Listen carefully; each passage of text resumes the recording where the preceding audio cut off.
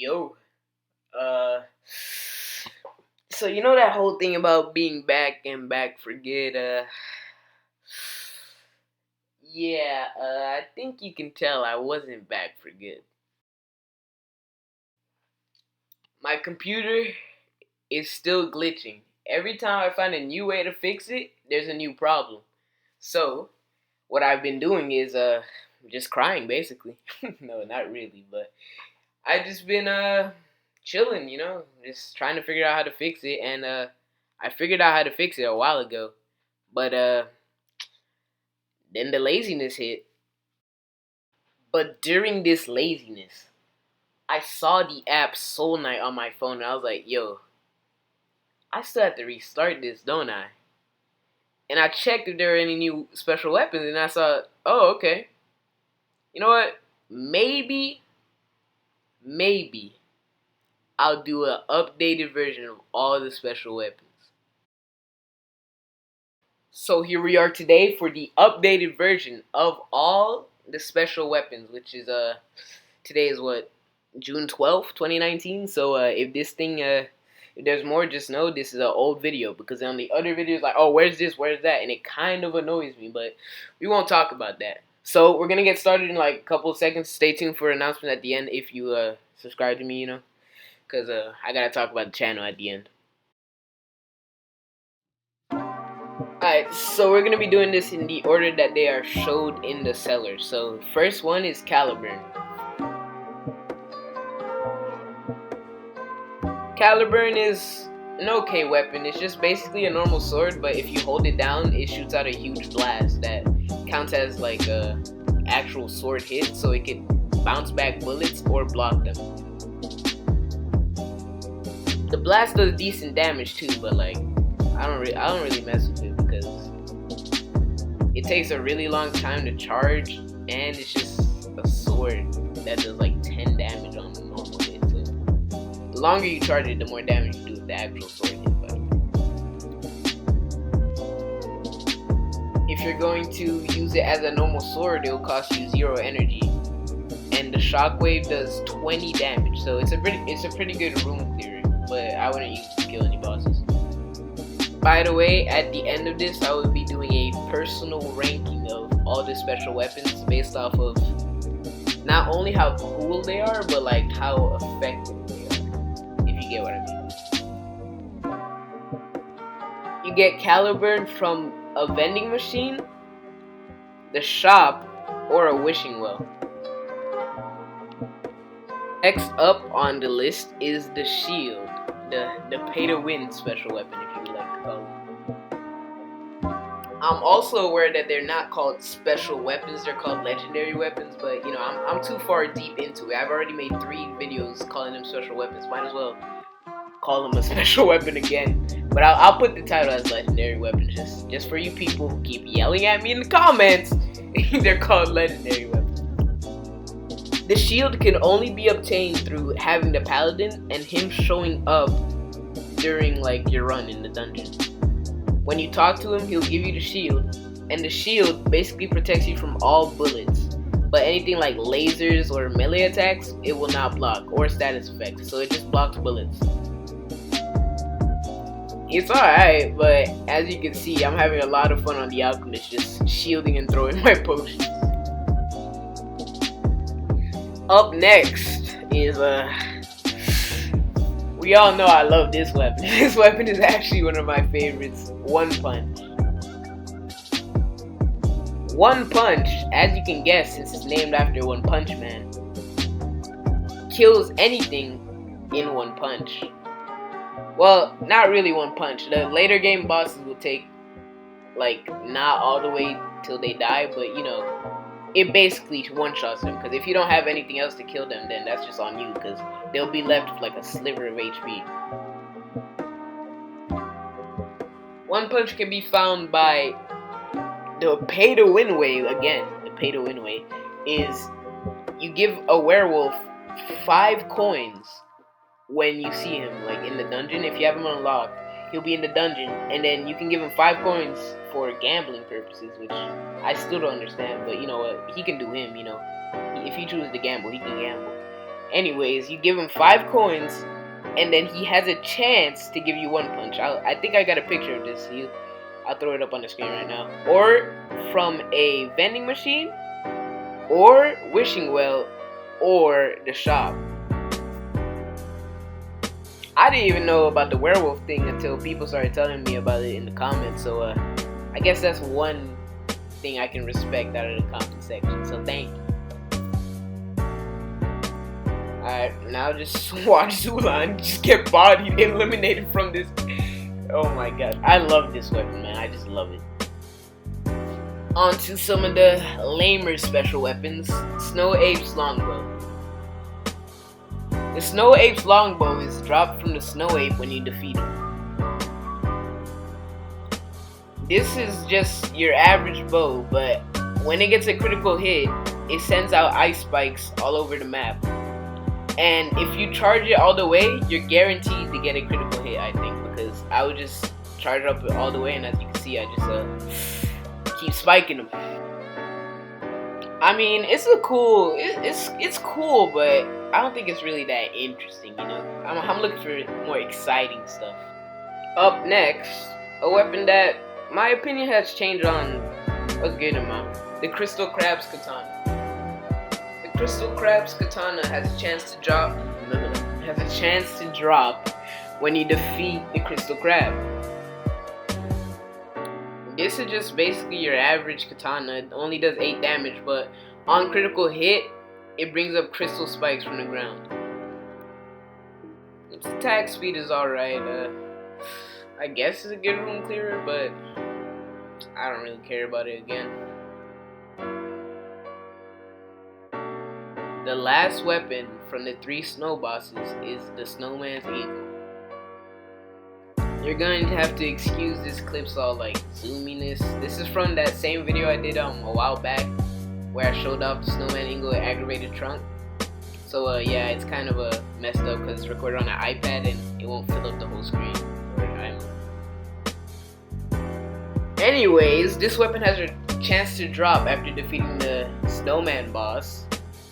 And I like this weapon a lot actually. It's good for room clearing and boss killing, because when it does a critical hit, it freezes and spawns in a little snowman minion, which is a pretty good ability if you ask me.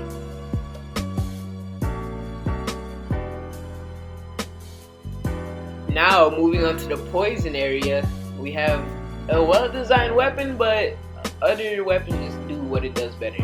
The Staff of Shooting Stars. The Staff of Shooting Stars has a chance to drop from defeating the Goblin Priest. The Staff of Shooting Stars calls down 4 fireballs from the sky, and they have a chance to burn. So pretty standard weapon, basically like a rocket gun or any other explosive weapon, TBH. But it costs 9 energy, so like, but it does a lot of damage, it covers a lot of ground, so it's a really good room clear. Up next, we have what I thought was a cool weapon, but just turned out to be a very lame weapon. The Cannibal Plant. Cannibal Plant has a chance to drop from Devil's Snare after defeating him. If you tap regularly with the gun, it just shoots out like a ball. And this ball has a chance to poison.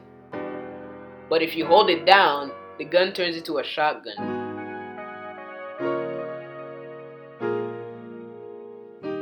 Not bad at clearing rooms, but once again, it's another thing where other weapons just do this way better than... I'd argue even a maxed out alchemist's weapon is better than the Cannibal Plant. Up next, another lame weapon. It seems like that's a reoccurring theme with the poison area. The Aggravated Trunk. You just charge at people. That's all I can say about the weapon. You just charge at people.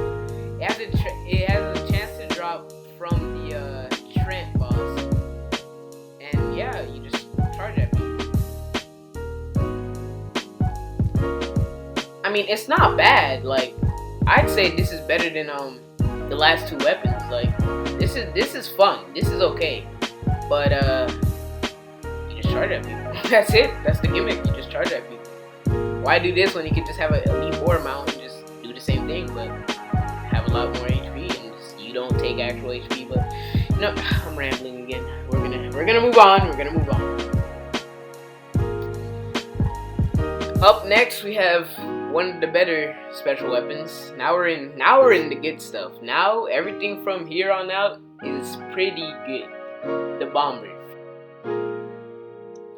Bomber has a chance to drop from C6 after you defeat him. If you click normally, it'll just shoot out like a pellet. But if you start holding it down, it just starts spraying the whole entire screen. Well, that's an exaggeration, but it just starts spewing out rockets, like it's shooting them everywhere. This would be so much better if they were homing, but either way, they just cover so much ground that it doesn't matter. They just hit regardless. So it makes it an excellent room clear. Up next, another really good weapon, Staff of Wizard. This staff has a chance to drop after you beat the Grand Wizard. After each attack, the staff will switch between modes. These are the modes: Normal, which is yellow, Ice, which is blue, Poison, which is green, and Fire, which is red. Normal does nothing, red applies burn, green applies poison, and blue applies freeze. Now we have still one of my favorite weapons in the game, Staff of Skeleton. This staff has a chance to drop after defeating the Skeleton King. The Staff of Skeleton allows you to spawn in skeletons, and you can spawn in as many as you want as long as you have the energy for it. Back in the old days, back when Soul Knight first started, this weapon was garbage. You could only have like 3 skeletons, and like it was an orange weapon. And when they started adding in boss weapons, it became a legendary weapon, right? So it got better.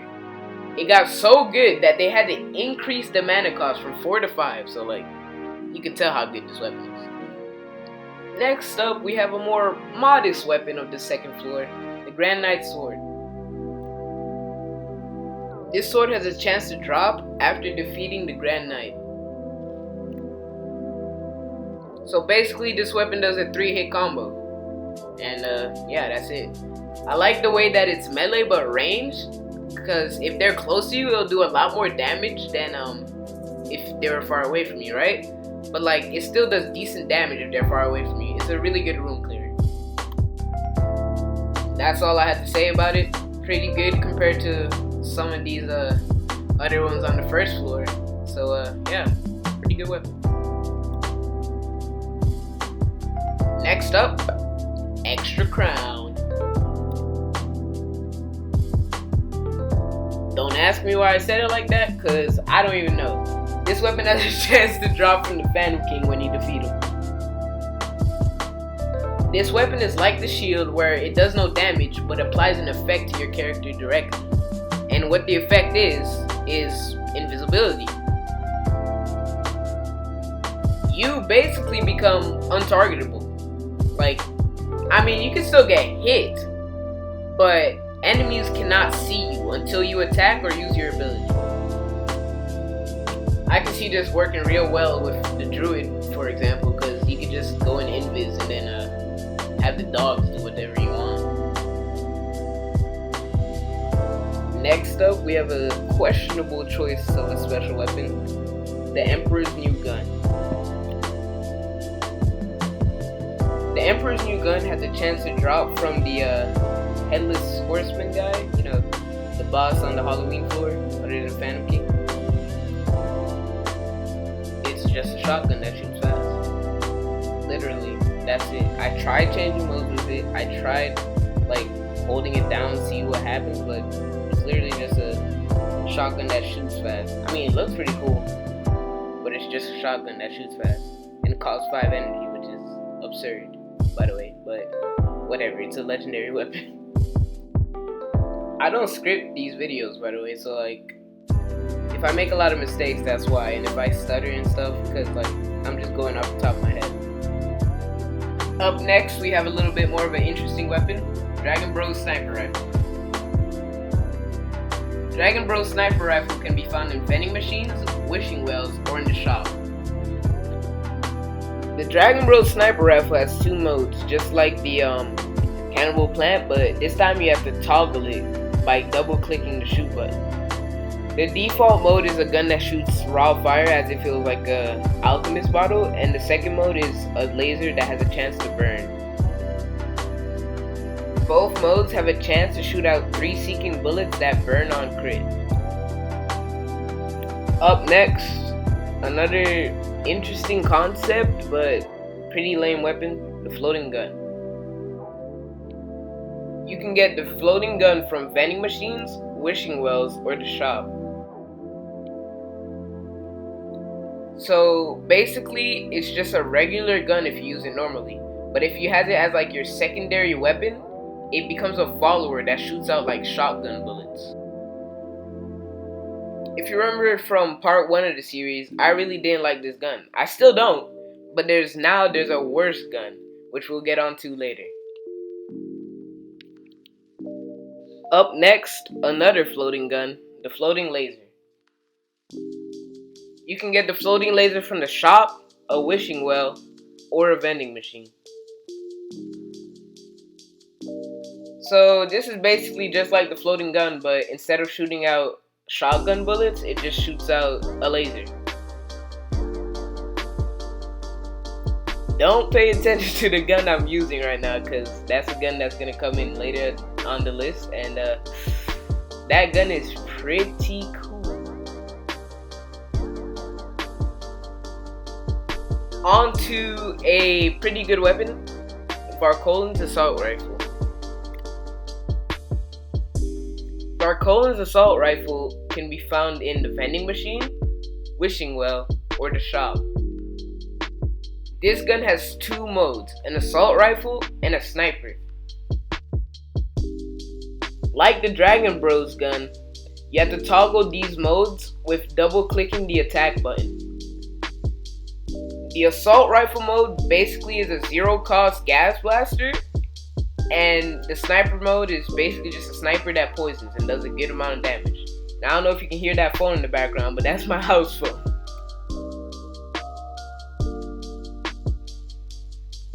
Up next, we have the sandworm. The sandworm can be found in wishing wells, vending machines, or the shop. The sandworm is a pretty good weapon.